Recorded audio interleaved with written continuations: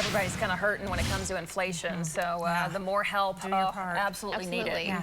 All right, Lacey's here. Boy, that cold front moved through. You can tell for sure, Lace. We're still in the drier air that's starting to filter on in. A north breeze. Winds are still fairly light in the metro, but they really start to pick up as we head into the afternoon, especially midday, early afternoon. And what I'm showing you here is the Gulf moisture and the content across the state. So where you see the green, that's Gulf moisture with dew point values in the 50s and 60s. Where you see all the brown on the map, dew points in the 30s and 40s, and that drier air is pushing in. As it does so, the fire danger continues to go up. It's going to be even more elevated. We will have gusty winds, low humidity, above normal temperatures. Just be very cautious, and still very windy with low humidity tomorrow. Here's the cold front making its way down to the southeast, brought thunderstorms with it early this morning. Had a couple thunderstorms in north central Oklahoma and some sprinkles up in Logan County. Now the rain is making its way into Lincoln and Creek counties, back up to Tulsa. You see the blue line in southern Pot County? That is the actual cold front. That's the wind shift, kind of picking up bugs and butterflies and leaves and such. And you can actually see that on radar. That's not precip.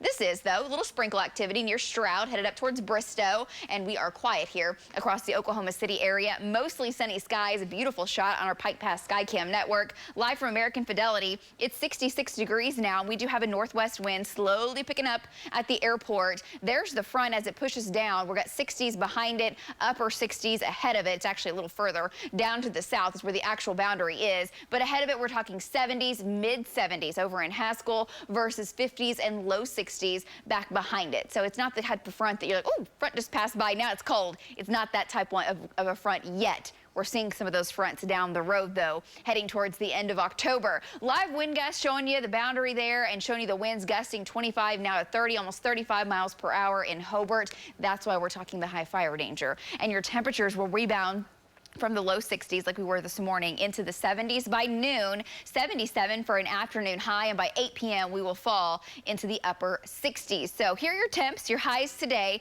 mid-upper 70s.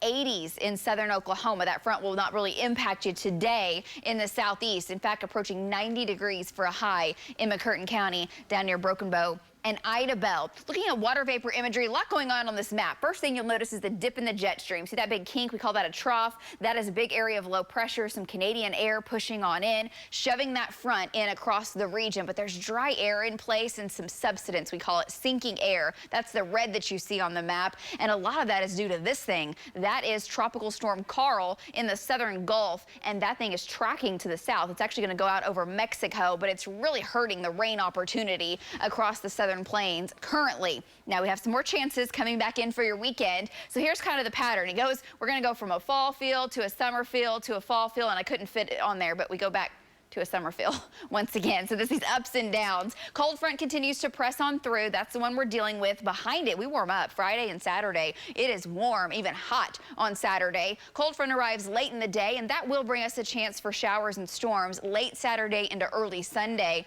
Part of the day Sunday, we may still have some rain hugging the Red River down in southern Oklahoma. It'd be good. Then we're watching another system that approaches into the start of next week. This low makes its way across the plains. Meanwhile, very cold air up to our north. Here's October 17th. The problem is we turn cool, but as the system gets here, it's moisture starved, and once again our chances are very slim for rain out of that system. So the drought continues, the fire danger continues, and we've got several more cold fronts on the way, but as far as any big time soakers on your 9-day, still not showing up.